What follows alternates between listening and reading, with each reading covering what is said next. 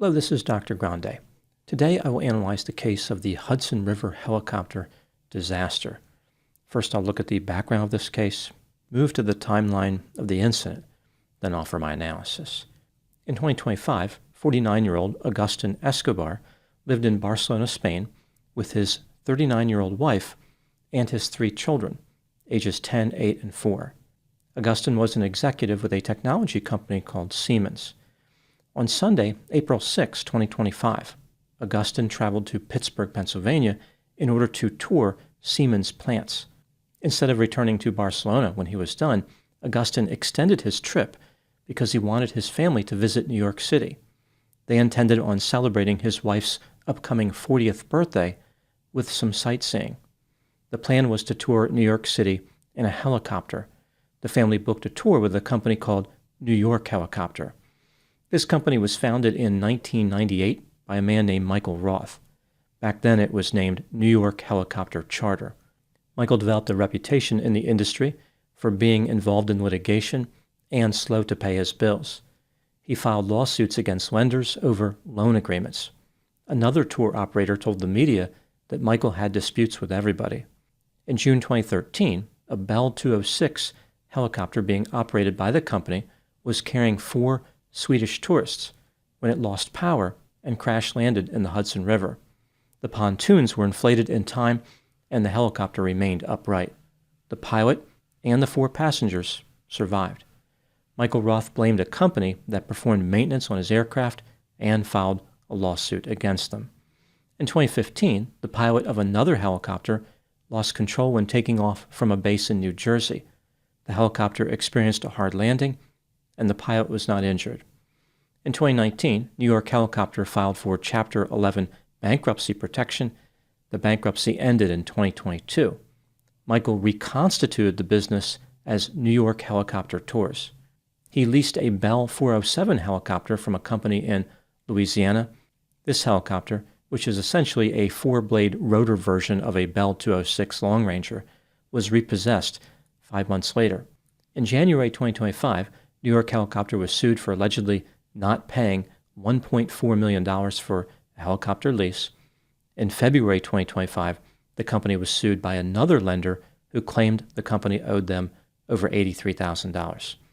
Now moving to the timeline of the incident. On April 10, 2025, Agustin Escobar's wife and children arrived in New York City and met with him.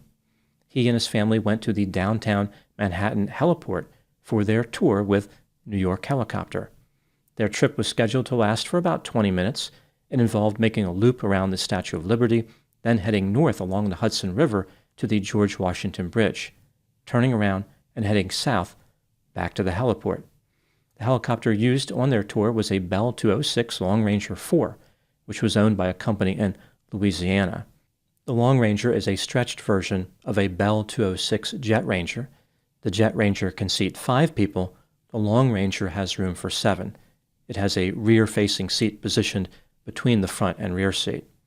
The helicopter has a single 400-horsepower turboshaft engine, a 2-blade rotor, and has a maximum takeoff weight of 3,200 pounds. The Long Ranger used in this tour had been manufactured in 2004. It went into service with New York Helicopter in November 2019, after having been used for short and medium-haul flights in the state of Texas for many years.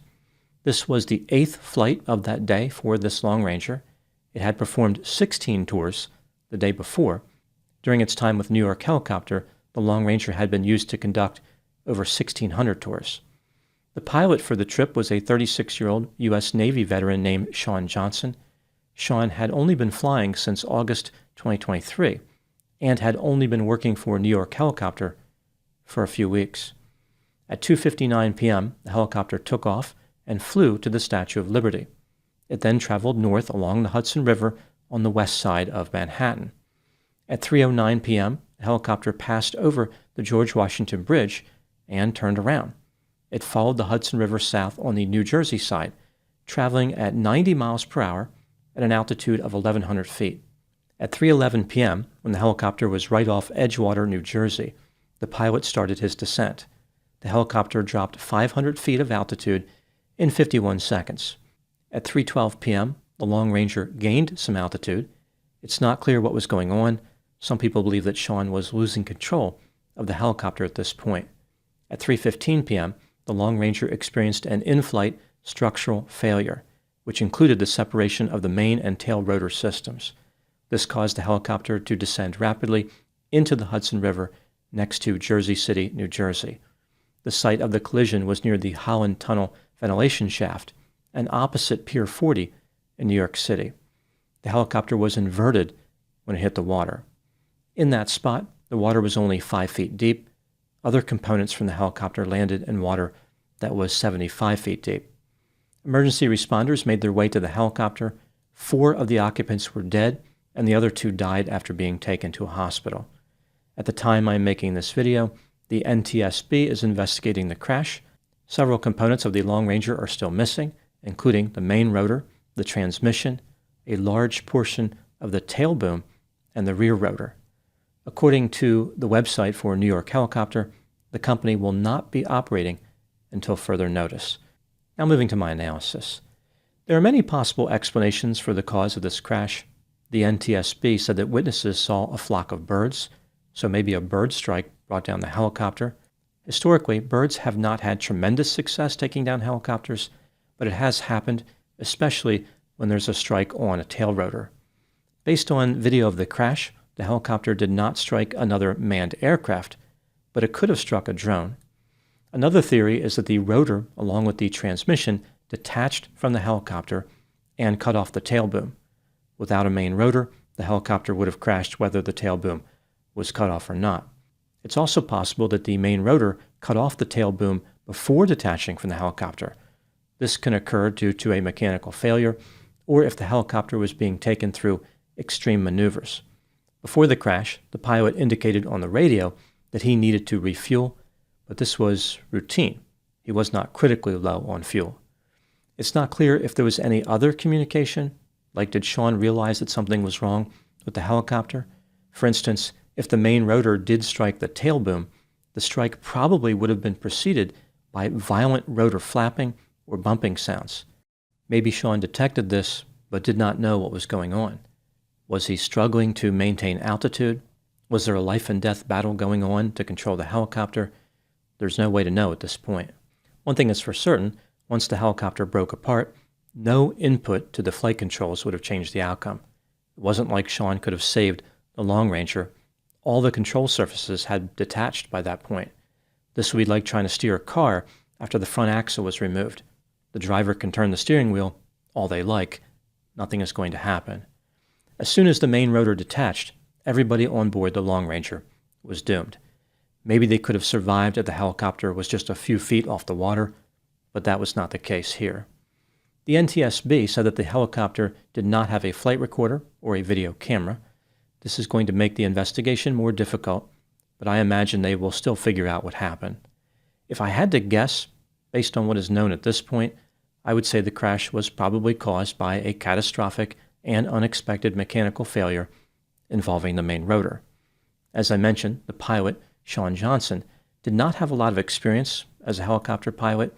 He obtained his certification in August 2023 and took the job with New York Helicopter just a few weeks before the fatal crash.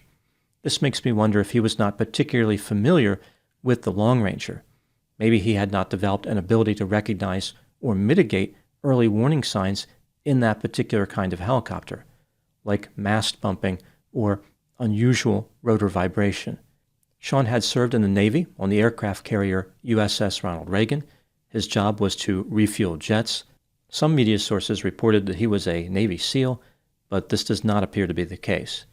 He earned a bachelor's degree in criminal justice in 2023, the same year he became a pilot. Sean flew helicopters in Montana on firefighting missions.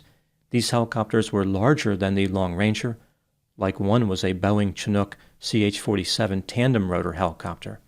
Including his time flying with New York Helicopter, Sean Johnson had almost 800 hours of flight time.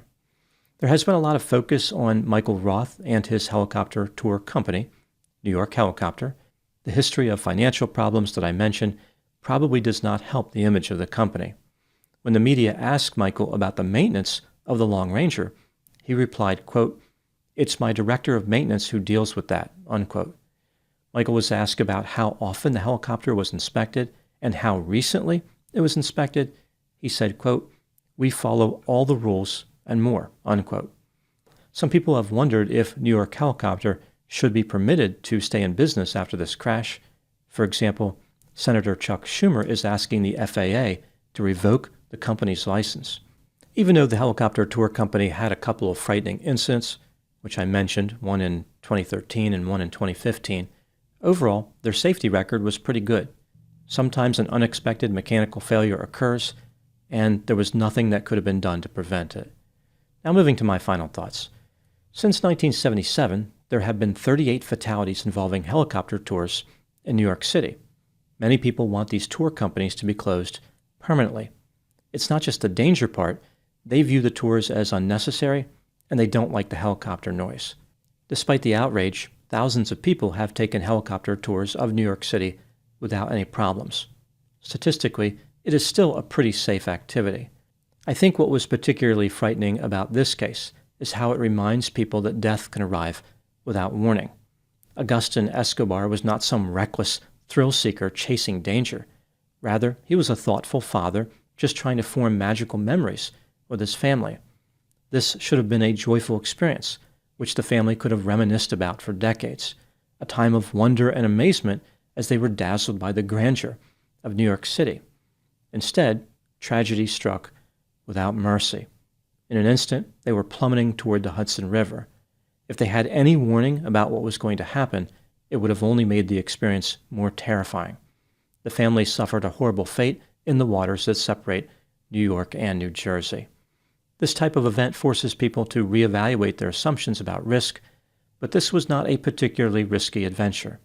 Sometimes tragedy strikes out of nowhere, and there is no satisfactory answer as to why. Those are my thoughts on the Hudson River helicopter disaster. Thank you so much for watching. I'll talk to you soon.